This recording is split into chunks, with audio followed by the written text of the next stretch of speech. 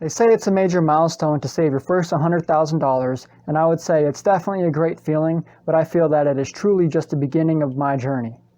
Looking back, reaching $100,000 has only been the result of my developed habits and disciplines with money and long-term goal setting. I understand with the $100,000 I could purchase almost any vehicle in full, put well over a 20% down payment on a home, at least where I live, travel the world for an extended period of time, dress in luxury brands, buy a Rolex, meet famous YouTubers.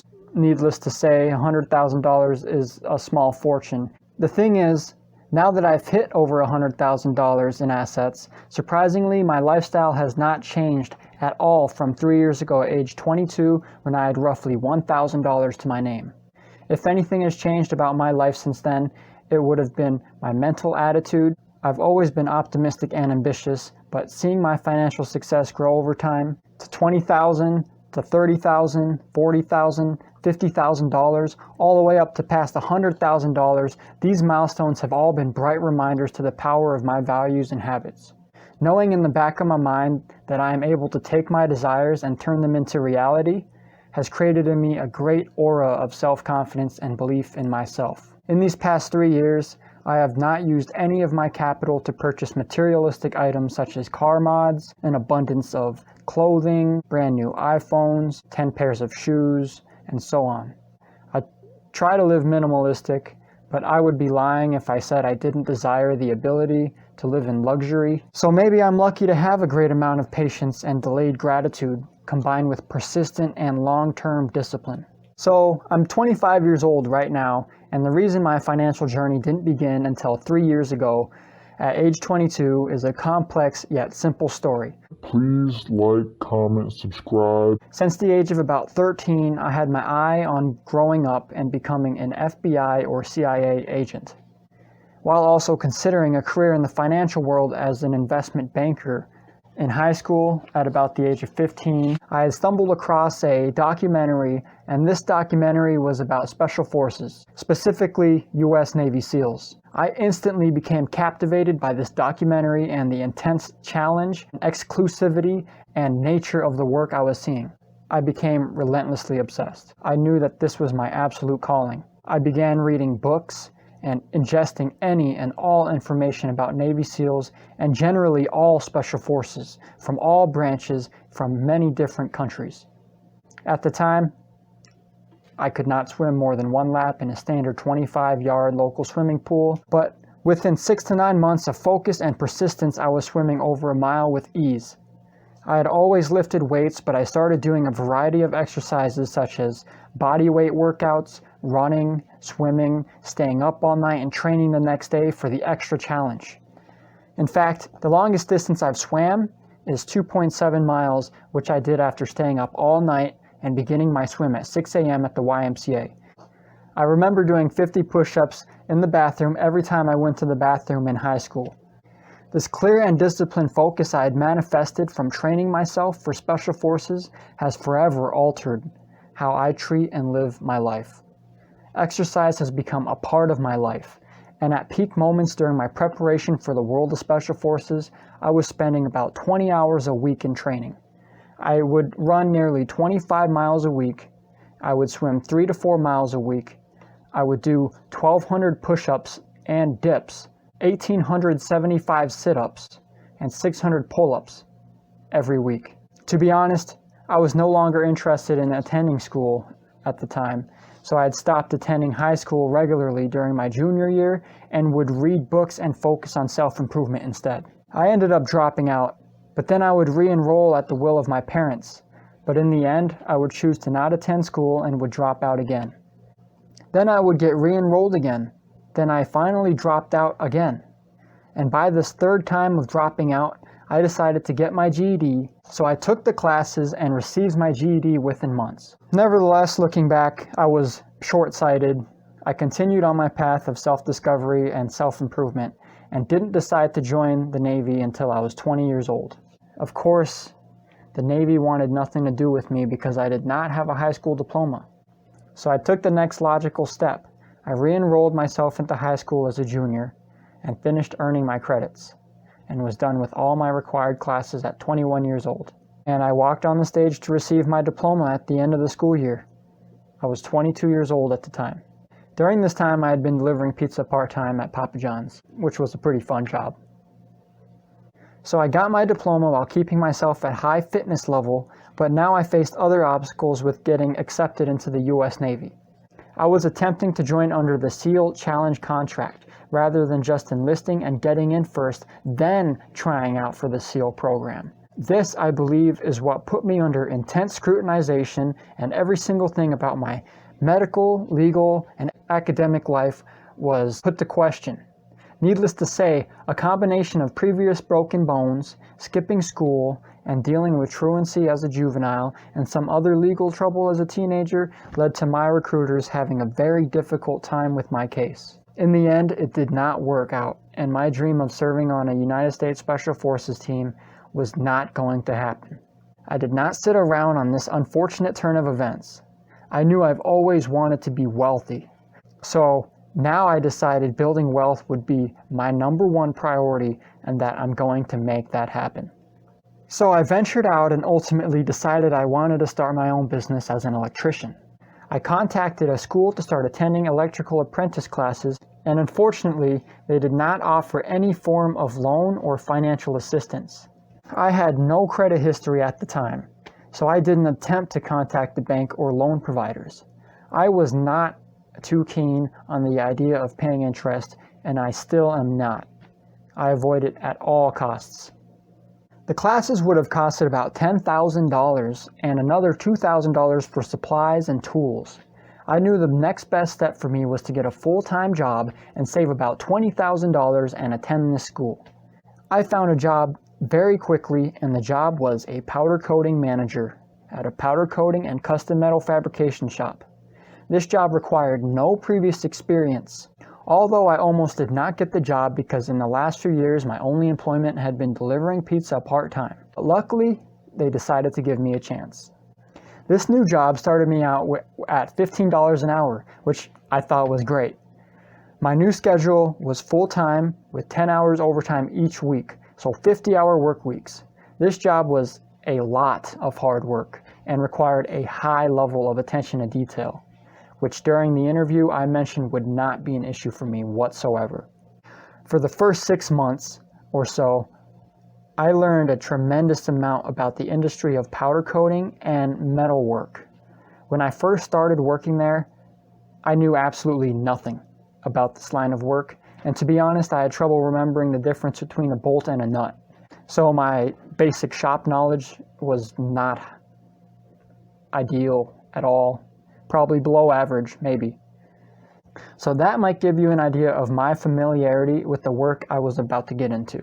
So during those first 6 months, I decided in order to become increasingly valuable and indispensable to the company, I needed to do more than I was being paid for. I would seek ways to increase my responsibilities and do as much as I could. Every week to every other week, and eventually to just once a month, I would sit down on a Saturday or Sunday morning with a blank sheet of paper titled at the top, "Ideas to become a better employee," or "Ideas to become more valuable in my current position." And I would sit there and list out every idea I would come up with, and I would administer these ideas into my work. Within 1 year, I was receiving $17.50 per hour, up from my starting wage of $15 per hour. The year after that, I was earning $19 per hour. And about 30 months into being employed, about 2.5 years, I was earning $20.50 per hour, which is what I currently earn.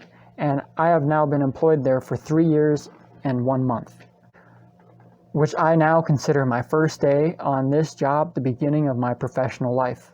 So at first, I was amazed at how fast I was earning money. I never worked long-term, steady, full-time with overtime prior to this opportunity.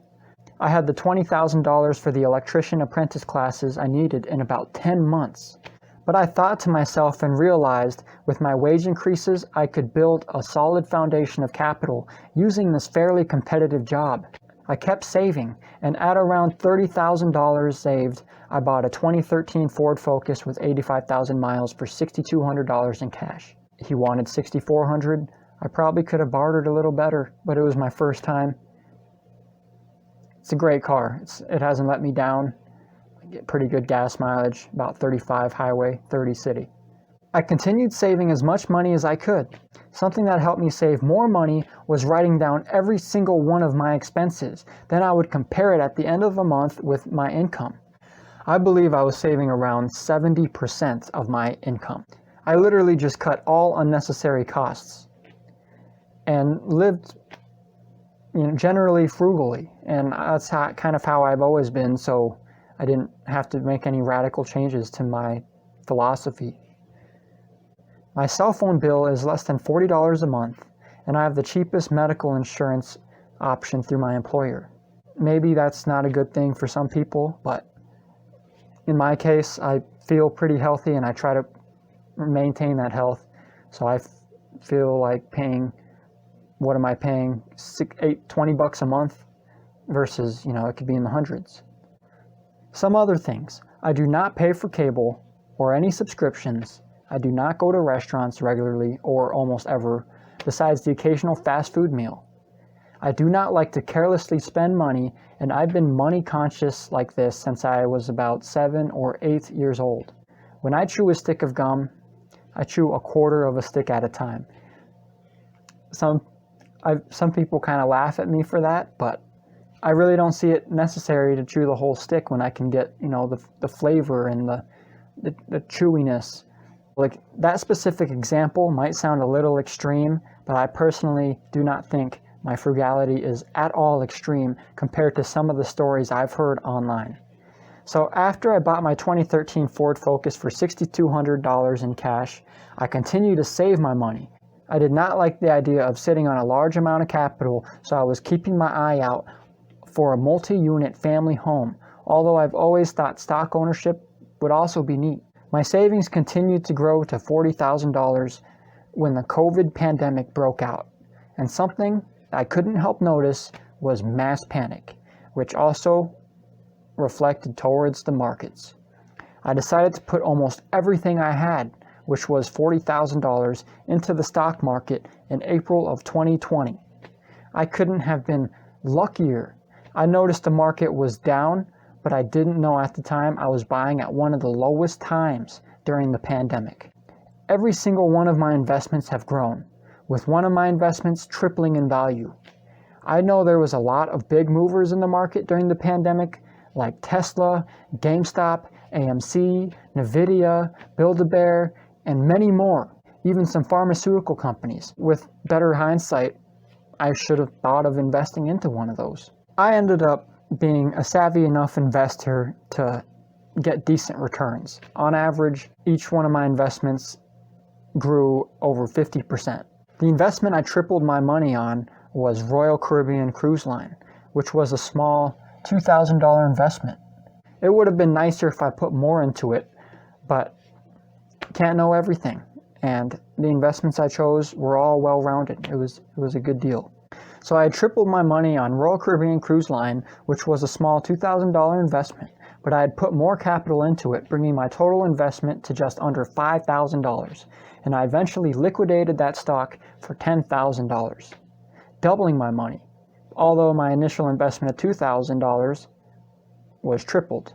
So I continued to work and save as much money as I possibly could and invest as much as I possibly could. So starting at 22 years old with a roughly $1,000 net worth, earning $48,000 to $55,000 a year, within 3 years at 25 years old, I managed to increase my net worth to above $100,000. I currently have just over $100,000 invested in the stock market in the form of direct stock ownership. I do not own any index funds or mutual funds, although I would not overlook owning some index funds. I'm not a fan of mutual funds, and for those reasons might be explained in another video.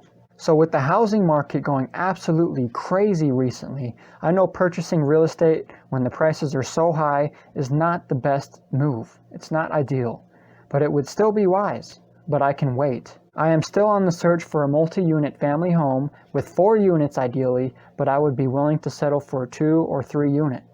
I have been seriously considering starting my own powder coating business, but about 1 month ago, I was introduced to a new opportunity.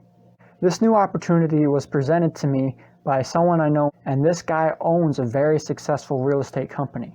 I'm currently in the beginning stages of taking online classes to earn my real estate license. I've always wanted to make a YouTube channel discussing finances and personal growth, so I thought I could do that as well.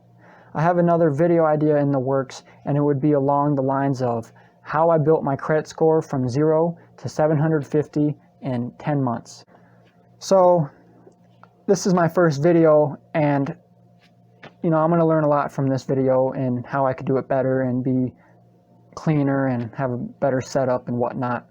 But if you guys enjoyed this video, please subscribe and comment. If I see any great ideas, I would be more than willing to make a video on the topic. I feel like I have so much to share with the world, and I would love to be surrounded by a like-minded, optimistic, success-oriented community. So if you enjoyed this video and found any value in this video at all, please like, comment, subscribe. Until next time, thanks guys.